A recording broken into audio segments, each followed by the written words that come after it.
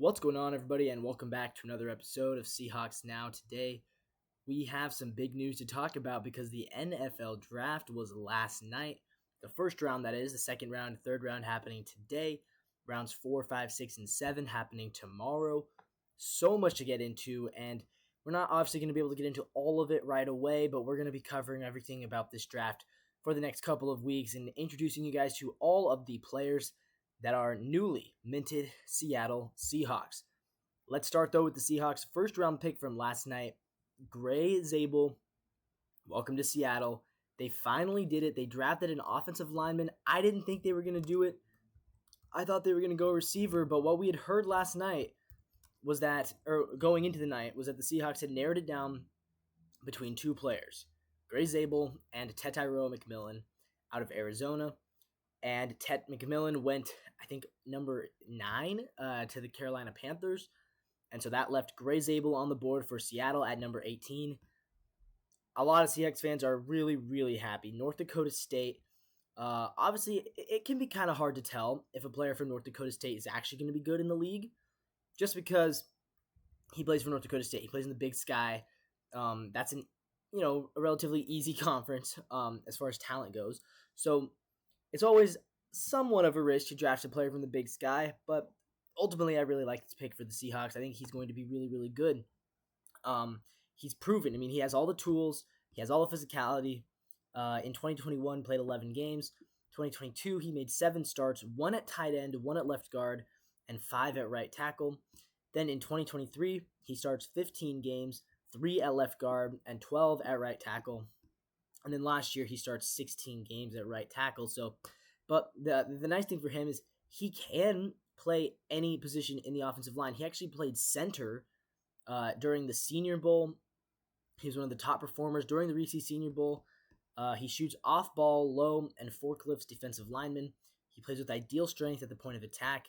He can drop his center of gravity and anchor swiftly when beat on initial contact. And he stays connected with guards on double teams to ensure movement on duo and zone looks. Here's his weaknesses. He says he's quick to latch and sustain only with little use of punches. Lack of arm length only ensures pigeonhole to interior position. Plays too often with a narrow base in pass set. And he could fill out frame a bit more to prepare for the rigors of the NFL. He's 6'6", 312 pounds. Yeah, he could probably fill that frame out a little bit more. I've seen 6'6", 330. I think he could probably, put on some muscle. Vertical jump, 36.5 inches. Broad jump, 9 foot, 3 inches, 26 reps on the bench press. He's a very strong dude. And I think what's really enticing about him is, A, the versatility, and B, the success that he had at North Dakota State. The versatility is huge because the Seahawks O-line, it's always hurt. And I understand, you could say every offensive line is always hurt. And that's kind of true. But the Seahawks line in particular has been hurt a lot of the time. And with a guy like Gray Zabel who can move around positionally, that's huge. To have that sort of positional flexibility, you can say, we need you to play tackle. Next day, we need you to play guard. Maybe next Sunday, we need you to slide in at center. The fact that he can shift around like that is massive because, when guys are getting hurt, you can't have to fill in with backups. You need to be able to get the best 5 guys.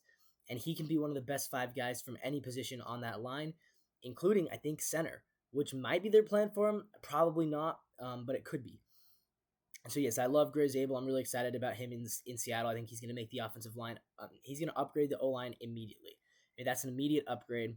All of a sudden, you're thinking, if Charles Cross can stay healthy, if Abe Lucas can stay healthy, all of a sudden, you have a pretty solid makings of a decent offensive line now that Gray Zabel's in-house as well. All right, here we go, guys. This is the hot topic for pretty much every single team today. And maybe it's just because of the name value here. Maybe it's just because of the nature of what he did at Colorado. Should Seattle trade up to draft Shedeur Sanders in the second round? Right now, Seattle has the number 50 overall pick. Shedeur Sanders, obviously, the big story there was that he didn't get drafted yesterday, right? People thought he was good. People thought he could go as high as number 2 overall. There was a time when he was being mocked number 2, number 3 to the Giants, people thought. People thought he would go number 6 to the Raiders before they got Geno Smith. There was some people thought he should have gone number 1. Mel Kiper did. Mel Kiper thinks that he's better than Cam Ward.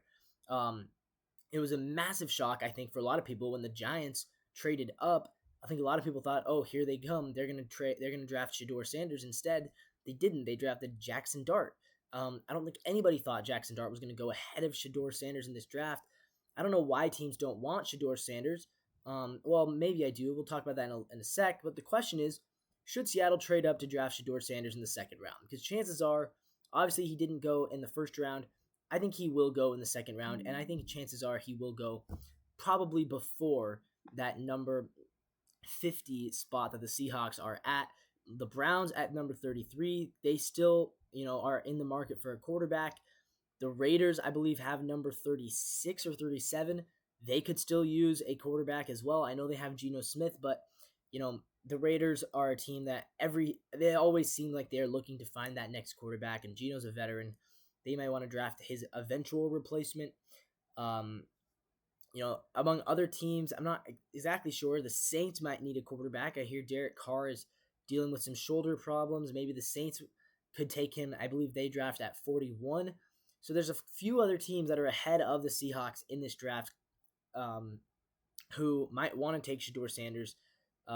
Maybe even the Jaguars. I know they have Trevor Lawrence, but maybe the Jaguars, they just drafted Travis Hunter. Maybe they're thinking we could draft Shedeur, sit him behind T-Law, and then kind of make a decision if we want to keep Lawrence or keep Shedeur. I don't know. It could happen. You never know. So I think the Seahawks, if they want to draft Shedeur Sanders, they'd probably have to move up. And my question is, should the Seahawks do that? Should they trade up in the second round? Ultimately, my verdict is no. I don't think they should. I think Shedeur Sanders, I don't think he's worth the risk.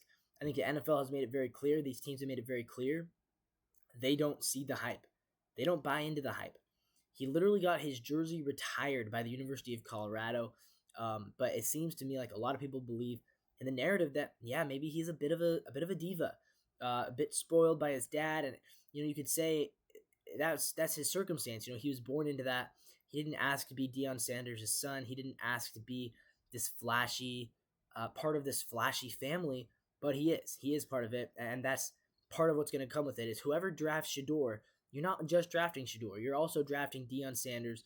You're also drafting the media attention that comes with it. You're drafting the celebrity status of a rookie quarterback. You're drafting a ton of drama. I mean, for all the drama that Caleb Williams and the Bears went through last year, Shedeur will have even more of a public image to uphold than Caleb. There will be more pressure on Shedeur to succeed than any quarterback probably in the last 10 years. I mean, obviously Caleb Williams was super hyped up. Trevor Lawrence was super hyped up. I think there's more pressure on Shedeur, even more than the two of them, even with him sliding into the second round, because of the name, because of his father, because of Deion, because of primetime, because his jersey was retired by Colorado, because of just everything that surrounds him. The pressure is going to be insane. I don't think the Seahawks want to deal with that. I don't think it's worth it for them. So that brings me to my final point. Jalen Milroe, still available for the Seahawks in the second or third round potentially. What do I think about that? I'd be much more interested in Jalen Milroe. Now, the Seahawks did visit with both Shedeur and Jalen Milroe. They brought both of those players in for official 30 visits, so it's possible that they already kind of know which one they'd rather take. But if the Seahawks do plan on taking their quarterback of the future in this draft, I would rather go with Jalen Milroe. I think he's a really good dual threat option. He reminds me a lot of Jaden Daniels light mode, kind of reminds me of Jalen Hurts a little bit. And we've all seen what Jalen Hurts has developed into. The classic trope of Alabama quarterbacks suck in the NFL. It's kind of been turning around. Obviously, Mac Jones did get benched, but Bryce Young showed a lot of steps last year. Jalen Hurts has literally been a superstar, just won Super Bowl MVP. So I think it's beginning to become a little less of a thing with Alabama quarterbacks. The past few have actually turned out okay, and even with Mac Jones, I know he got benched, but he looked okay when he was with New England. So yeah, I do think that I would be very interested in taking a shot at Jalen Milroe in that second or third round. Obviously, you look at the numbers. This is a down year for him. He still had 148 completion, 148 passer rating, 64% completion. The yardage, remember, 2,844 passing yards. He also went for over 700 rushing yards. He rushed for 20 touchdowns as well. So he had 36 total touchdowns and the 11 interceptions. So he averaged less than 1 interception per game, and that was a down year. So, I think Jalen Miller would be a really good choice. I think he'd fit in really well with this team. I'd rather him than Shedeur Sanders, but we'll see what happens, guys. Comment down below. Do you think that the Seahawks should trade up to draft Shedeur Sanders, or if he happens to still be there on the board at 50, would you take him or not? That is all I have for you guys today. Tune in tomorrow for more draft coverage as we continue to recap the events of the draft and predict the future of the draft. My name is Levi, and I'll see you guys in the next one. As always, go Seahawks, and congratulations, Gray Zabel, the next first round pick for the Seattle Seahawks in 2025.